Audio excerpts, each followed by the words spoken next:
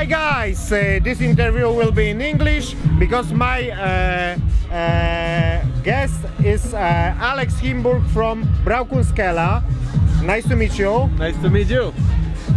We are at the launching of the new beer of Dr. Brew, which is a Little Molly. Have you tried it? Yes, I did. What are the impressions? It's a nice session IPA, very easy to drink, perfect for this hot weather here. Okay, Alex is in Poland. It's quite surprising that you are here in Wrocław, yeah? Yeah. Well, what is surprising that we are in the roof of Zaklęte Rewiry, where the third edition of Beer Geek Madness take place in September, Yeah. and you will be here with your beers. Yes, I am. So you have an opportunity to see how it works, yeah? Yeah, I took the opportunity to come here and visit. It's a fantastic place. What is your impression? Pull on the roof.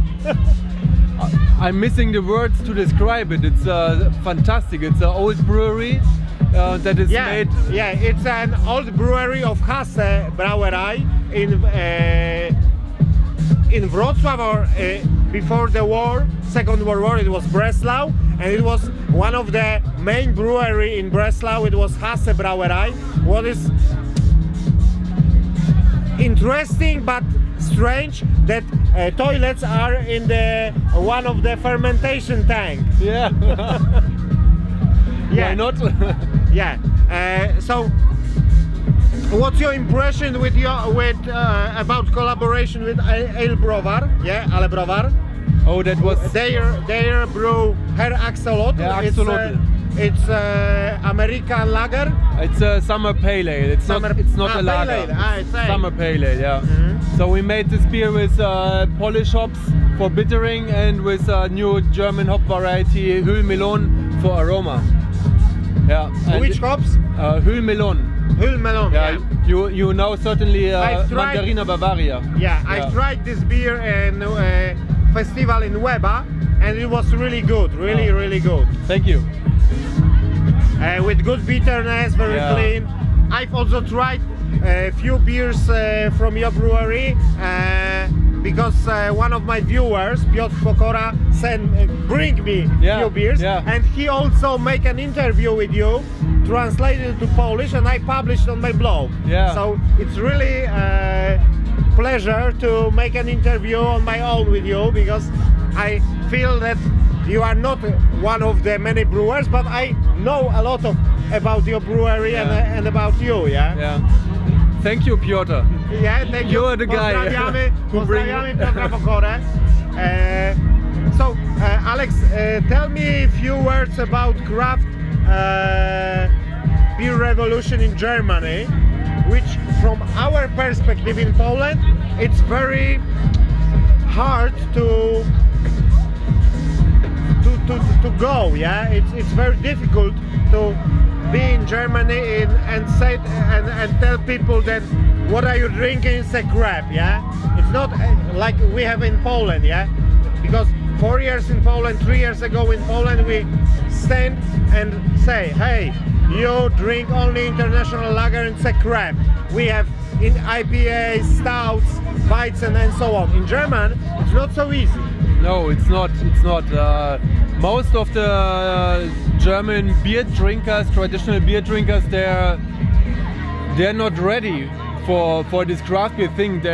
We put them into the cold water to show them all the different beer styles, and no one is ever expecting that beer could be what we are doing here and what you are doing, and everyone here in the craft beer scene.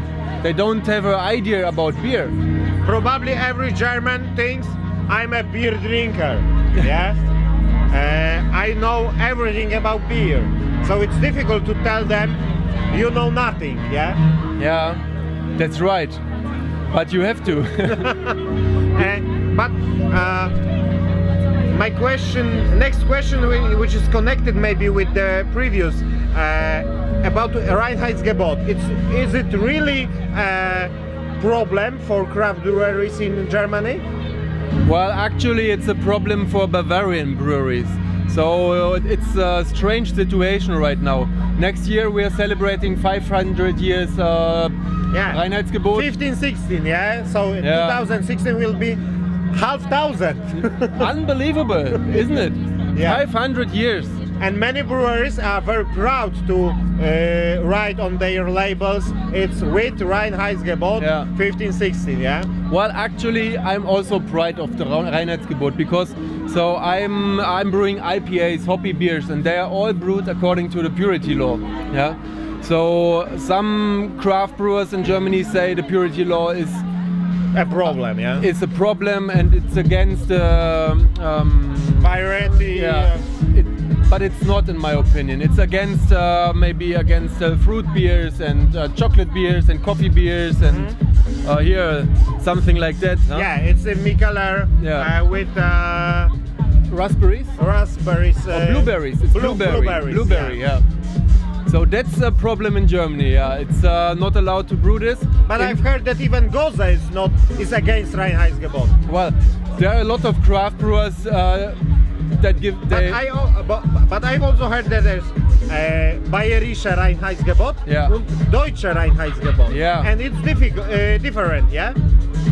Well, it's the same, but the Bavarian Bayerische Reinheitsgebot is only it's stricter, yeah. So they don't accept anything. In the other in German Reinheitsgebot in top fermenting beers you can use adjuncts, yeah, like unmalted wheat. No, unmalted wheat not, but you can add sugar, for example. Coriander and orange zest? No. It's not allowed in top fermenting beers? Normally it's not allowed, but listen, there's one point. Today we are not living anymore in Germany or in Poland. Yeah, in the European Union. We are living in the European Union, and the European laws, they are above the German laws. So the European law says, I allow it to put in fruit, whatever you want, make what you want, but the beer should be tasty and healthy, and that's the point. Yeah. And the Germans, or even especially the Bavarians, they say no, we don't allow it. We want to brew like we brewed 499 years. And if you go outside of Bavaria, it's not a problem. So, for example, we have Maschsee Brewery, for example. He make a collaboration with Christian Müller from Aschaffenburg, that is in Bavaria. And Christian Müller was not allowed to brew a wheat beer with coriander and oranges and so. And so he was forbidden to brew in Bavaria. So he decided to go to another state of Germany and brew the beer there, and it was allowed. So it's a little bit tricky, and it's only a question of time. I've heard about one trick about the beer specialité. Yeah, that is allowed to. It's not a beer, but it's beer specialité, and you can add many different things to that. So the point is, the people who are in charge, if they allow it or not, is the Brauerbund, Bayerischer Brauerbund, it's called. So it's a union of interests. How do I call it? Yeah, it's a union of monopolists of the brewing industry, and they want to save the purity law. That's their main task. But the thing is, they opened the purity law, so you can put in PV, PP, so polyvinyl pyrrolidone, plastic powder into beer. So you have different brewing methods in industrial breweries. So they opened the purity law to make industrial beer even cheaper and open it for adjuncts. Yeah, because Reinheitsgebot generally is a good thing. Yeah. Because it keeps big multinational companies to brew crappy beers, as crappy as in Poland or in USA. Yes. Yeah, with a lot of adjuncts. Absolutely. So it generally it's good. Yeah. But when we go to the creativity and craft beer, it's a bit a problem, yeah. But do you think? Because I think that craft beer generally is future of German beer? Because generally beer consumption in Germany is decreasing year to year, yeah? Since maybe 20 years or 30 years, it's declining every year 2 or 3%. Yeah. So after 10 years, You are at the same level of Austria, and probably Austria will be at the second place and Germany in few years at third. Imagine, Germany has been the biggest beer country in the world with the highest per head consumption, and now we went down to on place Second. 3. Second, I think it's 3. with Austria. I think it's Austria. Yeah, Austria. It's ex aequo. Yeah. We are at the third or fourth place. Yeah. Estonia is high, yeah, because there's a small country. A lot of people from Finland go there and drink cheap beer. Yeah. So I think that craft beer is a future of German beer, because if not, young people don't drink beer as their parents and grandparents. That's right. They're drinking wine, they're drinking Drinks, vodka drinks. whatever. And yeah, that's right. And I don't like this. What are you going to bring to Wrocław in September to Beer Geek Madness? Oh, that's a good question. I have to check what specials we have ready and which... You are famous for your barrel-aged beers, yeah? Yes. I can bring my barrel-aged beer. That's right. It will be ready then. We are ready. We love barrel-aged beer. Yeah. Personally, I'm a barrel when we have a hop head, so I am barrel head. Yeah. Yeah. I love barrel-aged beers. Yeah, me too. Yeah. Yeah. Hoppy beers, hoppy IPAs and barrel-aged beers. That's my personal favorite, and that's why I concentrate on brewing these beers. Barrel is new hoppy. Yeah, definitely. Yeah. So what barrel-aged beers you have now at the moment? So, well, 1 year ago, what is already bottled, we started our barrel aging program with 4 different barrels. So we made an imperial stout and put it into whiskey barrel, tequila barrel, red wine barrel. I have one one bottle of your barrel aged beer with tequila barrel. It's really amazing. You know, some a bottle and that wooden label. Yeah. Oh, that was so much work. Yeah. I will not do this again. I guess. Mamma mia. I think we were 3 weeks only making the wooden labels. We were making them round on the backside. We were stamping them with the branding. We glued them. We waxed the bottle. That took 3 weeks for only maybe 500 bottles per barrel. Yeah. So you are no longer doing such a crazy thing. Well, the next thing will be, we found now a way to make new wooden labels that is thin like paper. And we're going to, we found now a guy who can make a laser design into the wooden barrel. That will be awesome. We found now also a tattoo artist. It's a chain from Dots to Line from Berlin. He's an absolute amazing artist, and he will doing the design for our label. So I'm really excited. That will be maybe the most beautiful bottle ever from BrauKunstKeller. But I don't let you end this interview without saying something about Beer Geek Madness. What are you going to bring us here? Well, we will bring, of course, our 4 standard beers. Amarsi. It's the Amarsi IPA, right. Mandarina IPA, the Laguna IPA. These all 3 IPAs, but the Laguna IPA was poured here at that roof. Yeah. When? At the second edition of Beer Geek Madness. Yeah. It was one barrel. Yeah. Okay. One keg. You like it? I haven't tried. Oh. It was too late. There will be another chance. So the Laguna is a classic West Coast IPA with Cascade, Chinook, Centennial. And so we have 3 IPAs, but these 3 IPAs are pretty different. So one is West Coast IPA, one is German IPA with Mandarina Bavaria, whole cone hops, and the other one is Amarsi. It's also it's American IPA, very fruity and so on. Yeah, but not as harsh as the West Coast. Yeah? Yes, I also always bring a typical German aspect into the IPAs, because the Germans they're not used to bitter beers. So I made a trick.